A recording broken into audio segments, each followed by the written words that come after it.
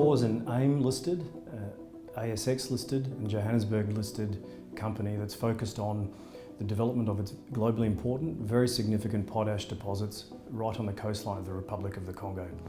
The projects are permitted.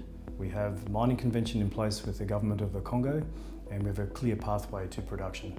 The development of the company's assets in the Sintacola Basin in the Republic of the Congo will position the company to be the lowest cost supplier to its target markets in Brazil and the African continent.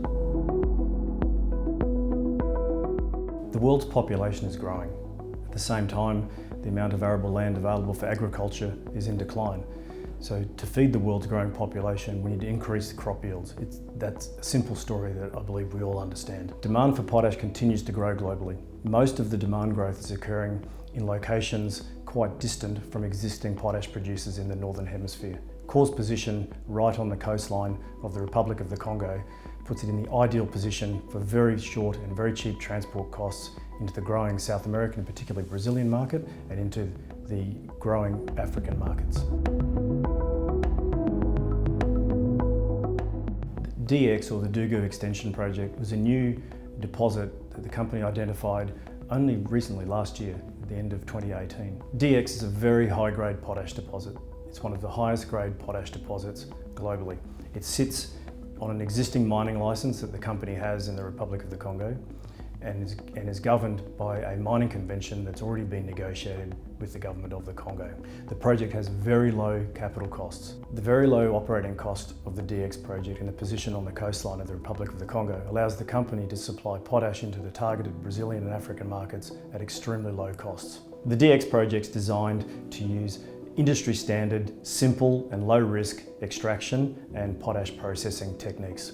In addition, the DX project has a very short pathway to production and cash generation. We received an EPC proposal for the Kola project in the early part of this year. As is very commonly the case with large potash projects, we have a large capital cost driven by the desire to go underground through traditional shaft methods.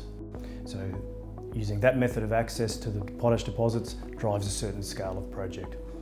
Our capital cost for that project therefore is quite large.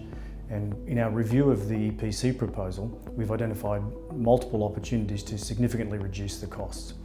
We're going to take our time over coming months to keep analysing those costs, communicate with the engineering company that's done the design for Kola, presented the EPC proposal, and engage with other groups globally with a view to optimising the capital cost. There's significant value to be realised for shareholders in spending more time now to get the capital costs of Kola truly optimised before we set off on the journey to finance and build that project.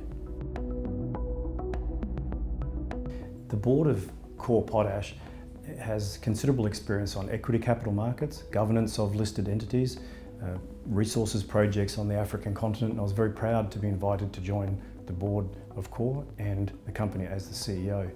I'm a mining engineer by training. I've worked a large part of my career on the African continent, more than 15 years in multiple countries, and the projects that Core has in the Republic of the Congo are extremely exciting for me.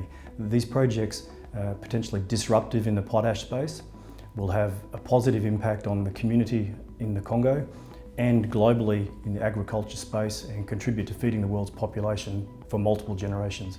The development of the projects in the Congo is something that we can all be proud of. The company has a very clear pathway to production at very low operating costs. It has an excellent management team and very supportive shareholders.